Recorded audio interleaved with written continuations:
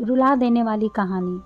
आनंद एक कॉलेज में छात्र था। उसने एक डीलर के शोरूम में एक सुंदर स्पोर्ट्स कार देखी थी और वो लंबे समय से अपने लिए एक ऐसी ही कार चाहता था। आनंद जानता था कि उसके माता पिता इसे खरीदने के लिए सक्षम हैं, इसलिए उसे उन्हें बताया कि उसे ये कार अपनी ग्रेजुएशन कंप्लीट होने पर गिफ्ट के रूप में दे। देखते ही देखते वो भी दिन आ गया और पिता ने जेम्स को अपने निजी कार्यालय में बुलाया। उन्होंने उससे कहा कि मुझे तुम्हारे जैसे अच्छे बेटे पर बहुत गर्व है। उन्होंने उसे बताया कि वह उससे कितना प्यार करते हैं और उसे एक प्यारा रैपर से लिपटा हुआ उपहार दिया। आनंद उस छोटे से गिफ्ट के डिब्बे को देख निराश महसूस करने लगा, लेकिन वह जानने के लिए उत्सुक था कि ऐसा क्या था उस बॉक्स में। इसलिए उसने बॉक्स तुरंत खोला और उसमें एक लाल कपड़े से लिपटी भगवद गीता देखी। आप इतने अमीर हैं और आप मुझे केवल एक गीता दे रहे हैं? काफी गुस्से से अपने पिता पर वो चिल्लाया और अपनी नाराजगी और गुस्से के बस में आकर न आओ देखा न ताओ तुरंत घर छोड़ दिया। काफी साल बीत गए। आनंद अब एक सफल व्यवसायी बन गया था। वह अपने जीवन में खुश था। उसकी शादी हो चुकी थी और उसके 2 बच्चे थे। उनका परिवार एक सुंदर घर में रहता था, लेकिन उसके पिता के साथ टूटे रिश्ते के कारण उसकी आत्मा अभी भी आहत थी। आनंद अपने पिता का घर छोड़ने के बाद कभी उनसे नहीं मिला था।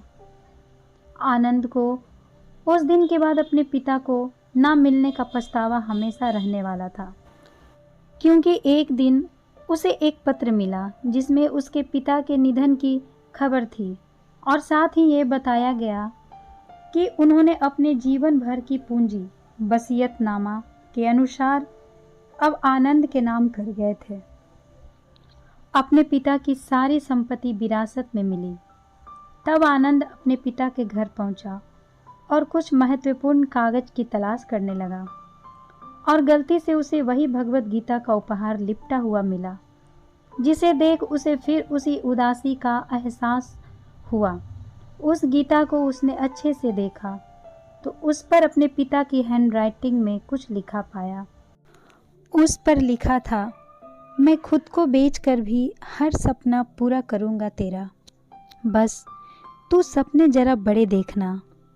ये बोल रहा बाप नहीं, जिंदगी का सबसे पहला दोस्त तेरा।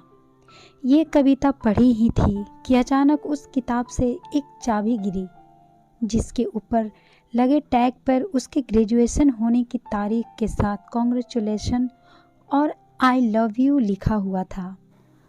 आनंद के सर के ऊपर से उसके पिता का साया तो पहले ही उठ चुका था और आज उसकी ज़िंदगी की सबसे बड़ी गलती के बारे में जानकर उसके पैरों के नीचे से ज़मीन भी खिसक गई थी।